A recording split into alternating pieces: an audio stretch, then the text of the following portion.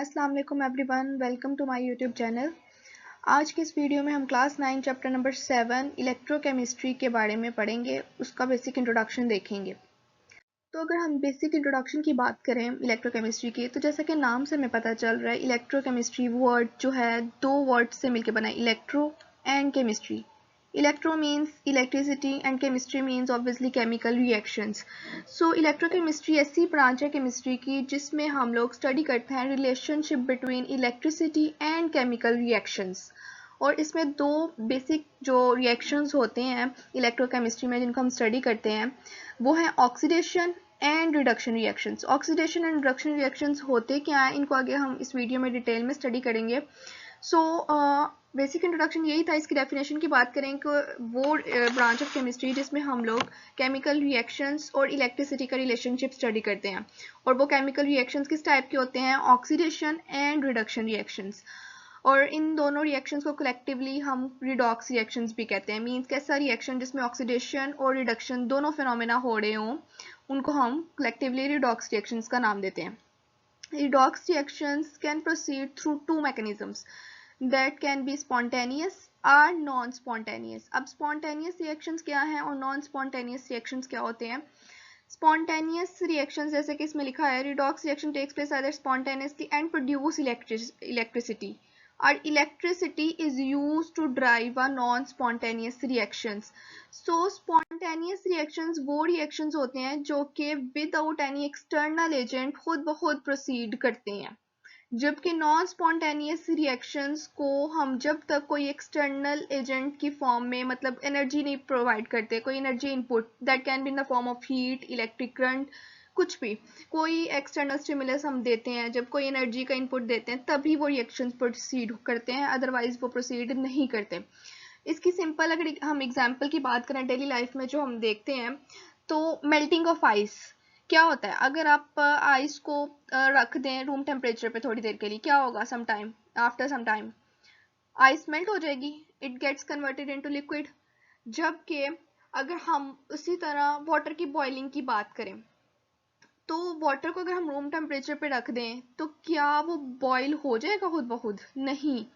Boiling जो है तब तक नहीं होगी जब तक हम वाटर को एक स्पेसिफिक टेम्परेचर प्रोवाइड ना करें, हीट करके उसको 100 डिग्री सेल्सियस तक ना लेके जाएं। क्यों? क्योंकि उसका स्पेसिफिक टेम्परेचर है जिसपे वाटर ने बॉयल होना होता है, ठीक है। उसको एनर्जी देनी पड़ेगी in the form of heat ताकि उसका टेम्परेचर राइज हो और फिर ही वाटर बॉयल होता है, ऐसा ही है ना। तो इट मीन्स कि boiling of water is a non spontaneous reaction, जबकि आइस की मेल्टिंग जो है अगर रूम टेम्परेचर पे हम आइस को रख दें तो वो खुद ब खुद मेल्ट हो जाती है। क्यों? क्योंकि आइस जो स्टेट है वाटर की वो भी एक स्पेसिफिक टेम्परेचर पे मेंटेन रहती है ना, 0 डिग्री सेल्सियस पे आइस बनना स्टार्ट होती है। तो अगर रूम टेम्परेचर पे हम रख देंगे आइस को तो इट मीन्स कि उस वाटर का टेम्परेचर बढ़ जाता है। टेम्परेचर बढ़ने से क्या होता है, उसकी स्टेट चेंज हो जाती है, वो सॉलिड स्टेट से लिक्विड स्टेट में कन्वर्ट होना स्टार्ट हो जाता है without any external agent in the form of heat input. कोई भी इनपुट दिए बगैर मेल्टिंग ऑफ आइस होता है ना। तो इस मेल्टिंग ऑफ आइस को हम कह सकते हैं that it is a spontaneous reaction, spontaneous process. जबकि बॉइलिंग क्या है, नॉन स्पॉन्टेनियस रिएक्शंस। तो ये एक एग्जांपल थी डेली लाइफ में जो हम ऑब्जर्व करते हैं स्पॉन्टेनियस और नॉन स्पॉन्टेनियस रिएक्शंस की। केमिस्ट्री में जो रिएक्शंस हम स्पॉन्टेनियस और नॉन स्पॉन्टेनियस को बेसिकली डिटेल में स्टडी करते हैं वो दो टाइप्स के सेल में करते हैं। एक है गल्वेनिक सेल और एक है इलेक्ट्रोलिटिक सेल। गल्वेनिक सेल में जो रिएक्शंस कैरी आउट होते हैं वो होते हैं स्पॉन्टेनियस रिएक्शंस, और इलेक्ट्रोलिटिक सेल्स में जो होते हैं वो होते हैं नॉन स्पॉन्टेनियस रिएक्शंस। अब इन सेल्स में किस टाइप के रिएक्शंस होते हैं, उन रिएक्शंस में होता क्या है, उसको आगे हम फर्दर इस चैप्टर में डिटेल में स्टडी करेंगे। अभी के लिए जस्ट इतना आपको पता होना चाहिए डिफरेंस स्पॉन्टेनियस का और नॉन स्पॉन्टेनियस का, कि रिएक्शंस इन होते क्या है। जो खुद ब खुद प्रोसीड हो जाए वो स्पॉन्टेनियस है, जिनको एक्सटर्नल एजेंट की फॉर्म में कोई इनपुट देना पड़े वो नॉन स्पॉन्टेनियस है। स्पॉन्टेनियस गैल्वेनिक सेल में होते हैं, नॉन स्पॉन्टेनियस इलेक्ट्रोलाइटिक सेल में होते हैं।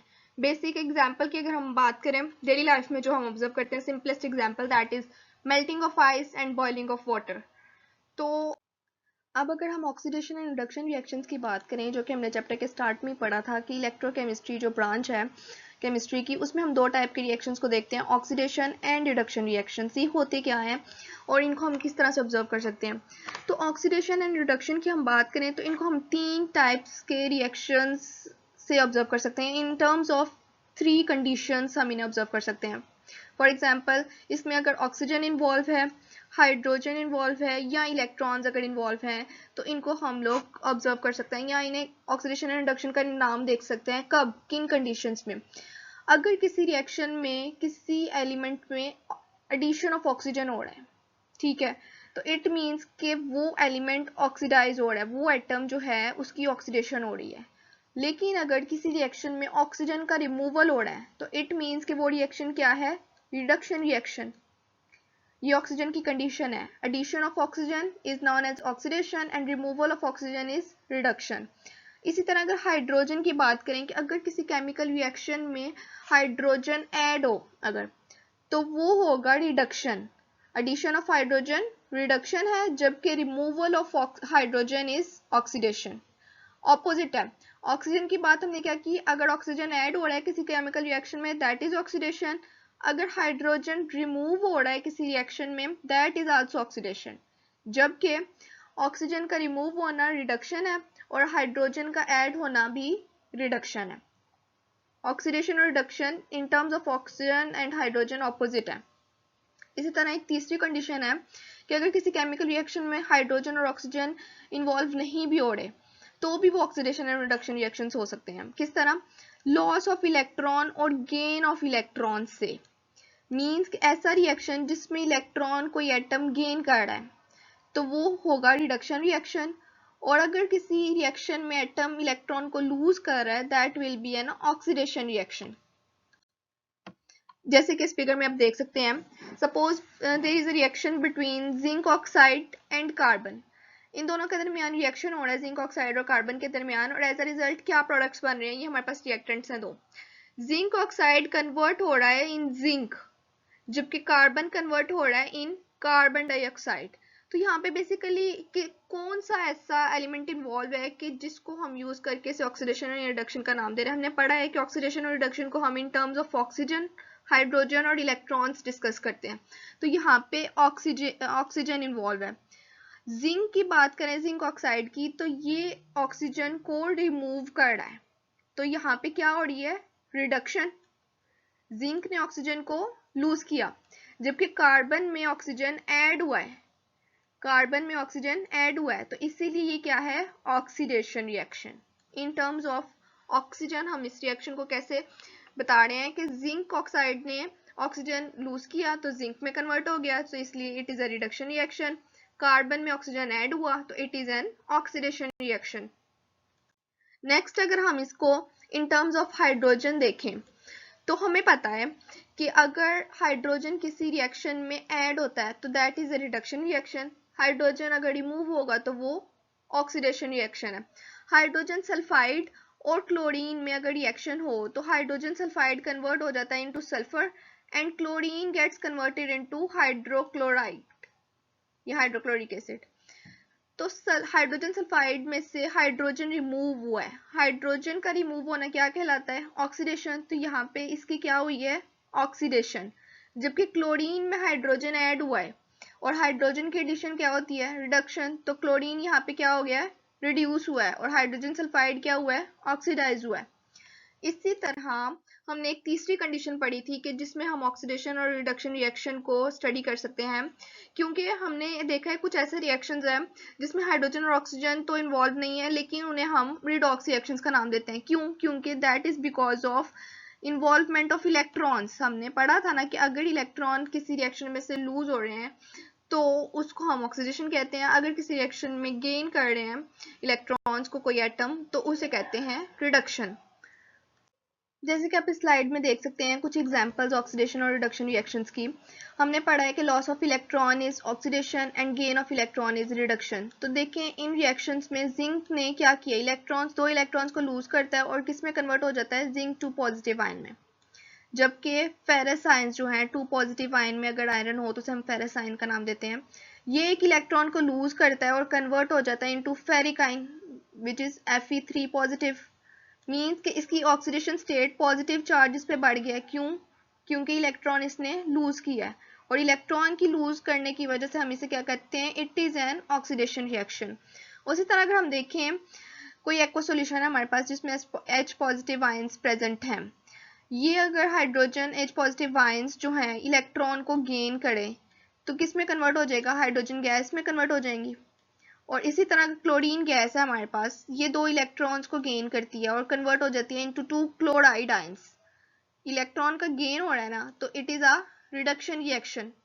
लॉस ऑफ इलेक्ट्रॉन हुआ इन रिएक्शंस में, इन्हें हमने क्या नाम दे दिया, ऑक्सीडेशन।